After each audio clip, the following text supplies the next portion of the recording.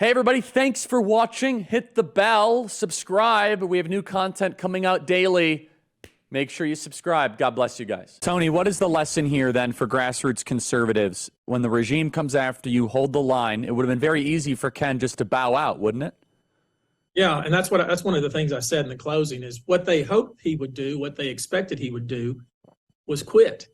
But he has a stronger backbone than that. And I can tell you the grassroots, their calls, their letters, their emails, their texts, they made a difference. They made a real difference. They were heard. I think they were heard by the jury. They certainly were heard by our legal team. It motivated us. It gave us strength to fight through this. Let's go to cut 12, please. The burdens of proof. Look at the burdens of proof, senators. If you decided this case from the Houston Chronicle, the Texas Tribune, Texas Monthly, the Dallas Morning News, oh my goodness gracious, Ken Paxton's guilty. But there ain't no evidence to support it.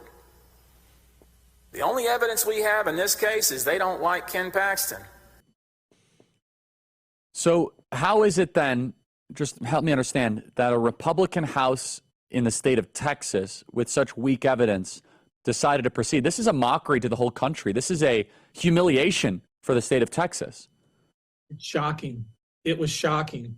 We knew from the beginning that they had never placed a witness under oath. We knew from the beginning that they had some investigators who went out and spoke to only 15 witnesses and collected no documents. And then those investigators went to the House committee and testified, but were not placed under oath.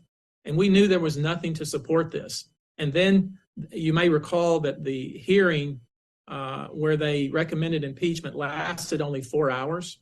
And I think the reason that they sped that up and the reason that they went forward with this is because the Speaker of the House was embarrassed by Ken Paxton, because the Speaker of the House appeared to be drunk running the state's business, and Ken Paxton called him out in a public statement.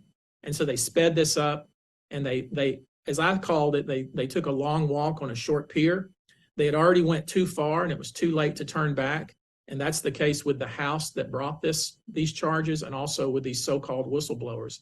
And so what they put us in a position of doing is not only defending ourselves in the press with a gag order in place, but also cross-examining witnesses who had a lot of allegations and supposition and guesswork, but no evidence. And the good news is it turned out the way it should have turned out. The process worked, but the point is it should have never happened. And I think Lieutenant Governor's comments after the trial, where he blasted the House and said this should never happen and we're going to amend the Texas Constitution, I think that speaks volumes.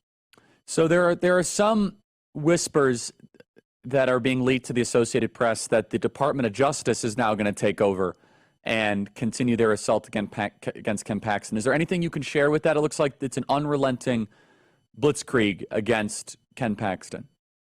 I hope that's not true, because anybody that watched the trial and saw the witnesses that the federal government, the DOJ, would have to rely upon would see that they have no evidence and that they do not stand up to cross-examination.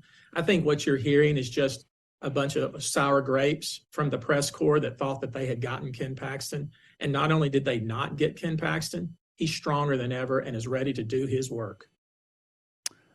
Tony Busby, and you're running for city council. Tell us about that really quick.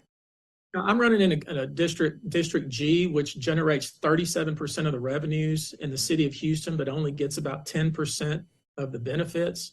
Houston is becoming more and more unsafe. We have more than 1,000 busted water mains across the city, and we need somebody who's an advocate, who stands up and is all about good government, and that's the reason I'm running, and I'm looking forward to working for the residents of the city of Houston.